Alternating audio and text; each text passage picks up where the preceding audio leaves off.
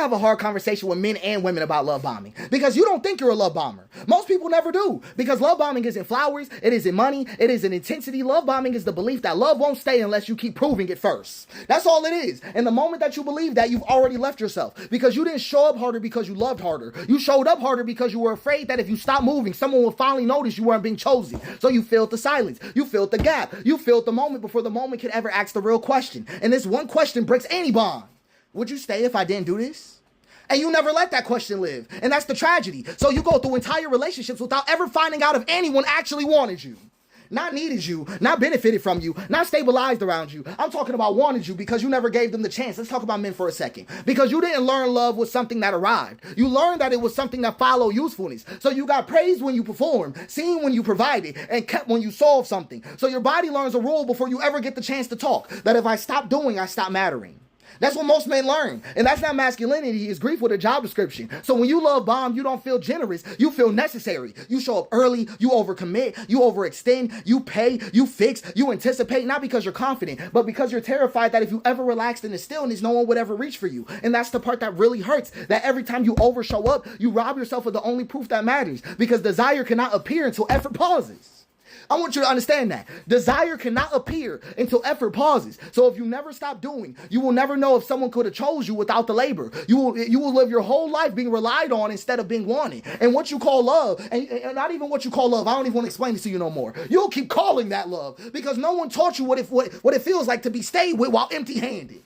That's all you'll be with. And for women, it doesn't get any easier than this. Because for women, you don't get shown that love is something stable. You get shown that it's something that can vanish if you aren't emotionally present enough. So you learn to track tone, distance, silence, micro shifts. The nervous system processes one lesson. If I don't stay connected, I'll be replaced. So when a woman love bombs, it doesn't look like control, it looks like closeness. You flood the zone with intimacy. You accelerate vulnerability. You fill space with feeling before the space could ever before the space could even inhabit risk.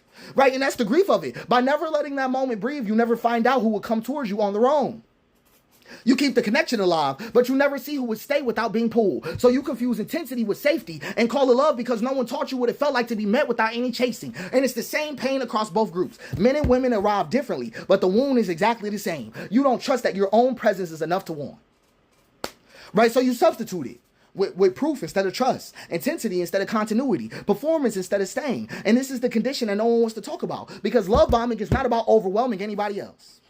It's not. It's about preemptively abandoning yourself so you don't have to feel the terror of being present without that leverage. Well, let's just walk through it again. Love bombing, if it's the most distinct definition, is preemptively abandoning yourself so you don't have to feel the terror of being present without leverage. And it's really saying, I'll leave me first so you don't get the chance. And that's what no one wants to hear about it. Because when you love bomb, you're not in contact with the other person. You're in contact with your own fear. You're not responding to them. You're not responding to them. You're responding to the imagined moment where they disappear if you stop performing. That moment may have never existed, but it ran your whole life. I want you to get it. This is why you can't take care of yourself. This is why self-care dies. Because rest feels like risk, and boundaries feel like loss, and slowing down feels like a disappearance. Not because you don't deserve care. I'm not saying that. It's because you believe that love only stays while you're producing. That's all that it is. And love, let me just say it for you so we can all get this together. Love does not need to be bombed. Does not need to be bombed, ever. Love is staying and showing up. That's it. There's no proof to it. No proof to it. No escalation to it. No sacrifice ritual to it. I'm trying to help you. Staying and showing up. That's all it is. And showing up is not benevolent. We about to get deep, y'all. I'm trying to help you get it. It's not generosity. It's not something you do for someone. Showing up is not for the holiday party. I'm trying to get you together. There's no grand gesture called showing up. It's just a moment. It's just a moment we're not leaving. It's nothing where nothing's being asked of you.